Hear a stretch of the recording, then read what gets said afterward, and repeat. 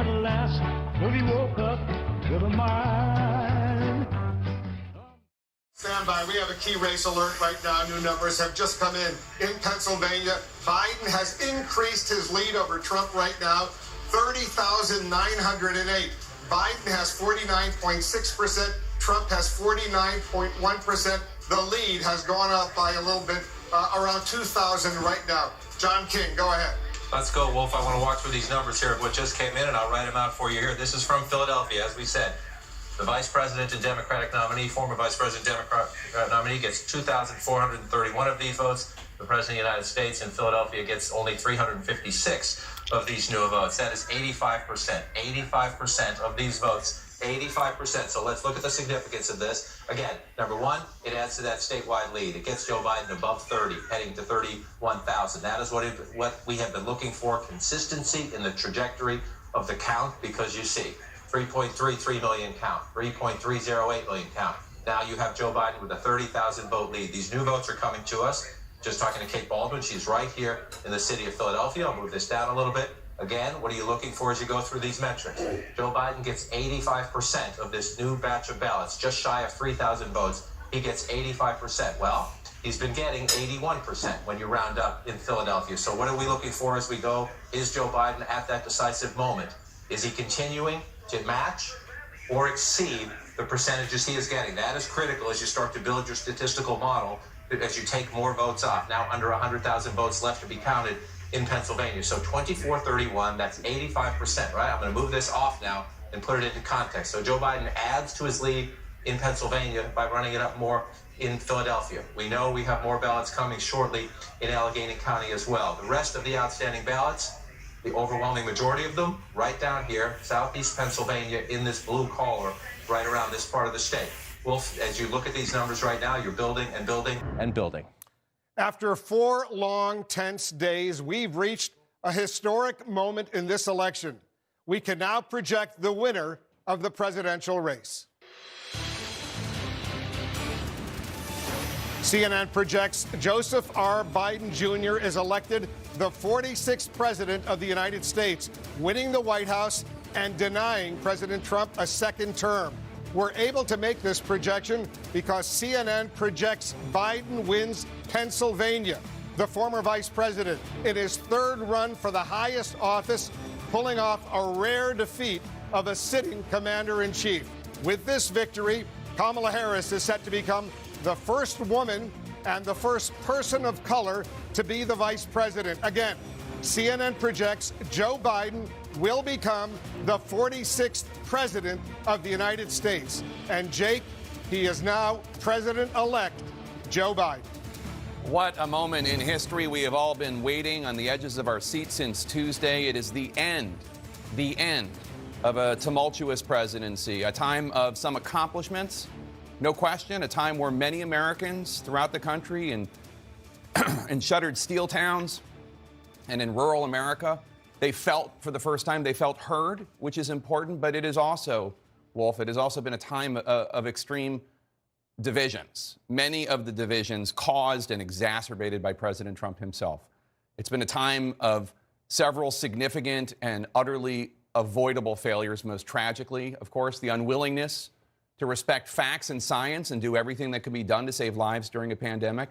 It has been a time where truth and fact were treated with disdain. It is a time of cruelty where official inhumanity, such as child separation, became the official shameful policy of the United States. But now the Trump presidency is coming to an end. To an end.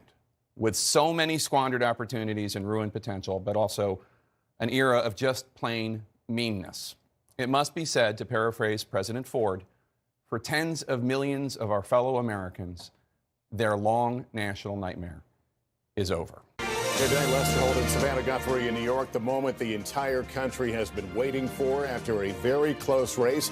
NBC News now projects that Joe Biden has won the Keystone State, Pennsylvania, and its 20 electoral votes. And that means we can now project that former Vice President Joe Biden has been elected President of the United States. He is President-elect Joseph Robinette Biden at 77 years old. Chuck, we'll turn to you. This map is a real interesting one, not necessarily the path that anyone thought would have unfolded, but here we are. Here we are. Look, we got just enough vote in order to call Pennsylvania, even if it may slip into a recount. We think there's just the mathematically nearly impossible for the order of finish to change in Pennsylvania. And when you look at it in many ways, Joe Biden won with a somewhat traditional map in the Midwest. He rebuilt the blue wall, and narrowly, but he did it. He added 2 sort of expansion states, it looks like, potentially, when all's said and done, with Arizona and Georgia. But the fact is, he did it without it. And it proved that 4 years ago, the biggest important lesson from this election is that 2016 was not an outlier. This is essentially the 2016 election with the Gary Johnson vote going to Joe Biden. And here we are. All right, Andrea. Well, I'm thinking of the 32-year quest for the presidency of this man, his resilience in the face of failed attempts in the past, a very slow start, stumbling out of the gate, losing the primaries and caucuses, reclaiming it on Super Tuesday, and taking a centrist message, which will now challenge him. His ability to reach across the aisle will be challenged on the left within the Democratic Party. But the empathy, the fact that he was so policy-directed, which comes from his whole career during COVID, which I think was the biggest story of this closing part of the campaign, his response to the pandemic and to the racial inequality, the protests after George Floyd, really spelled that appeal to suburban women and others in broadening that appeal that Hillary Clinton simply could not reach in the 2016 map. And that spelled victory in a sharp contrast with appealing for unity, for calm, as he has in the last 48 hours. And Casey Hunt is here. Concession is normally the opening to transition. Are we going to see that? I think we're all going to be watching to see what Republicans do here, and they have a real challenge in trying to manage a president who has been ruled, it seems, by his emotions and who has fed into the chaos. So I would expect some Republicans to focus on letting what Chuck mentioned, there's still going to be a process that plays out in the states. Obviously, Republicans have talked about legal challenges. I'm going to watch to see how long and how far Republicans are going to be willing to entertain that. Clearly, current President Trump has a lot of support. There were a lot of Americans who voted for him here, but I'm not sure that there's going to be sustained support for that. And, you know, just to pick up on what Andrea was saying, I've been watching all of this, and you think about what got Joe Biden into this race and how, you know, everyone in Washington has looked at this president. He has said repeatedly that the events in Charlottesville and the president's unwillingness to be very clear on matters of race are what got him into this in the beginning, that he was something of a reluctant candidate, that his son Beau should have been the one who was running here. I mean, he has been trying, as Andrea said, to find his way into this office for decades. And that the relationships that he did build through the roles that he had in the Senate, I think, are going to drive us going forward. You know, there's a mandate. There is a mandate here. And there's going to be a fight about what it is. But I'll tell you what the American people's mandate is. Heal the nation. That's Joe Biden's mandate. That's the message that was sent. Heal the nation. It's why he ran. And you know what? That is why he won. Okay, we have an announcement to make. Joe Biden is president-elect of the United States. Biden is being called with the Pennsylvania votes that have just come in. Biden has been elected, Mika, and tell us about him. Well, the president-elect of the United States, Joe Biden, has run for president 3 times, and the 3rd time has turned out to be the charm. Not only the charm, but possibly the most consequential election of our lifetimes. He is 77 years old. He was born in Scranton, Pennsylvania, but calls Wilmington, Delaware, his home. At the age of 29, Joe Biden became one of the youngest people ever elected to the U.S. Senate, and that is where he stayed for decades. Even, quite frankly, through tremendous tragedy that has struck his life. After 4 years of division and a campaign like no other, Sky News is now ready to call the result of this U.S. election. A record number of votes from a nation facing a stark choice Now the race for the White House is at an end. America has decided and entrusted its future to one man. A moment of history.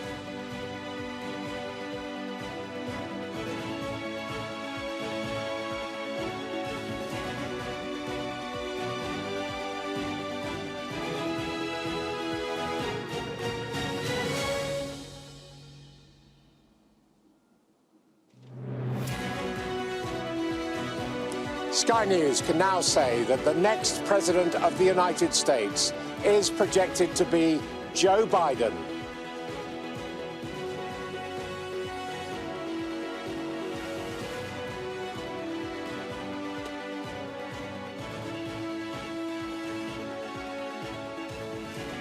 So, Joe Biden, the Democratic candidate, is projected to be the winner of this US election after more than 3 days of counting.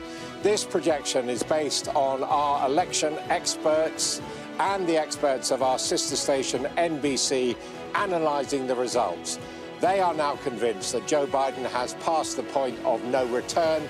Donald Trump will not catch him in the Electoral College, and therefore Joe Biden, at the age of 78, former Vice President, former Senator for Delaware, is the next President of the United States, the 46th President.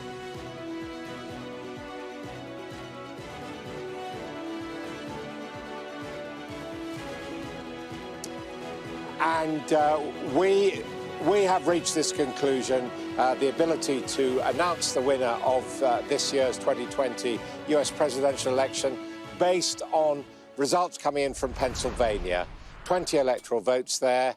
Joe Biden was on 253. If he gets those 20 votes, as we believe he has now secured, that takes him to 273, obviously over the limit. And there we have it, Pennsylvania.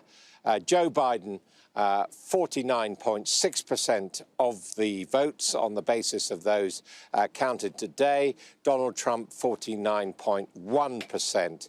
And that margin is quite important because 0.5%, 0.5% or less is reckoned to be the point at which a recount would take place. Clearly, Joe Biden appears to be just above that gap. And, of course, it'll be interesting to see what the lawyers representing Donald Trump have to say at that count, at that press conference, which we saw them preparing for.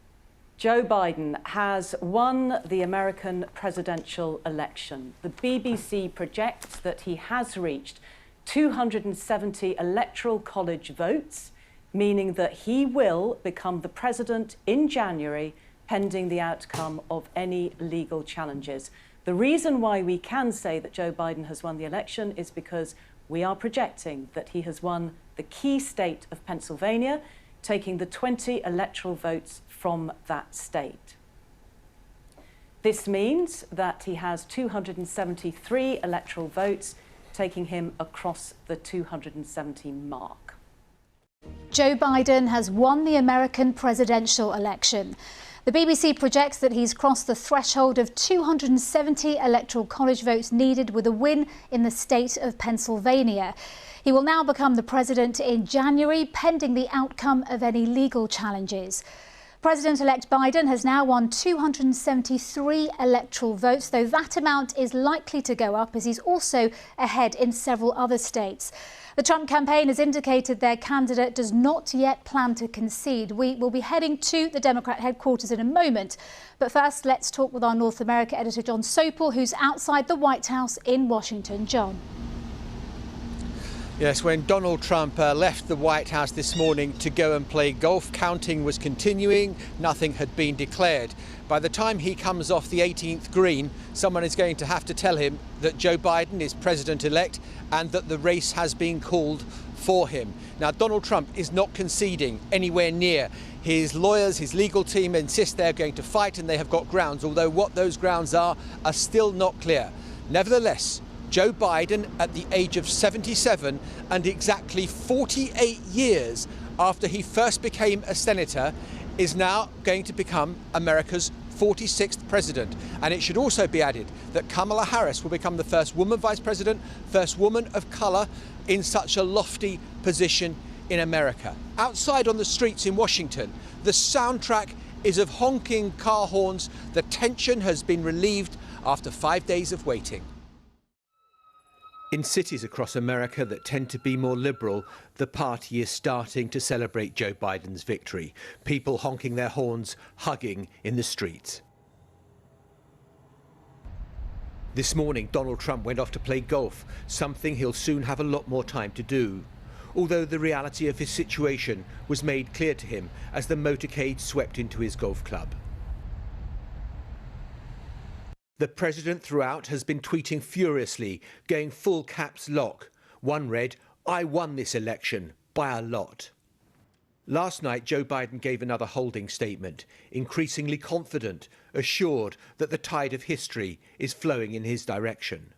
We don't have a final declaration of victory yet, but the numbers tell us it's clear, tell us a clear and convincing story. We're going to win this race.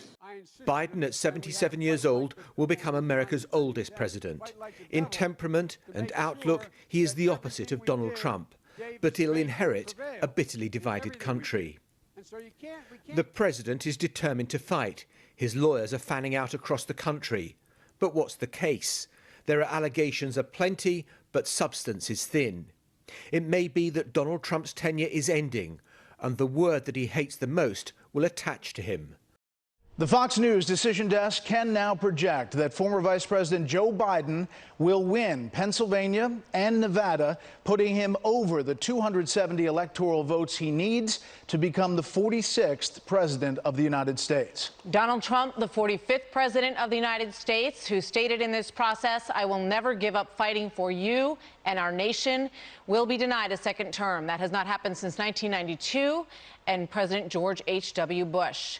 Keep in mind the Trump campaign is in the midst of waging legal challenges in several states, but the path is clear for the new president-elect. The states will all need to officially certify the vote.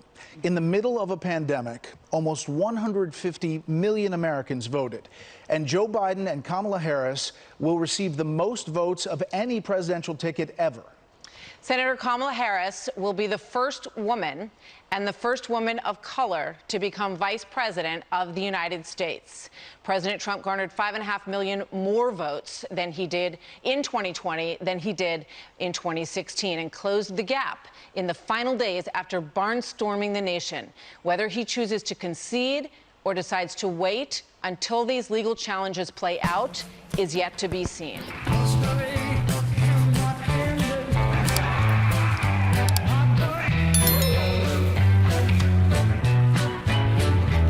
From dusty tanny, almost scarred, but the lip page tells the heart. When my toast, when my hair was sizzling fine.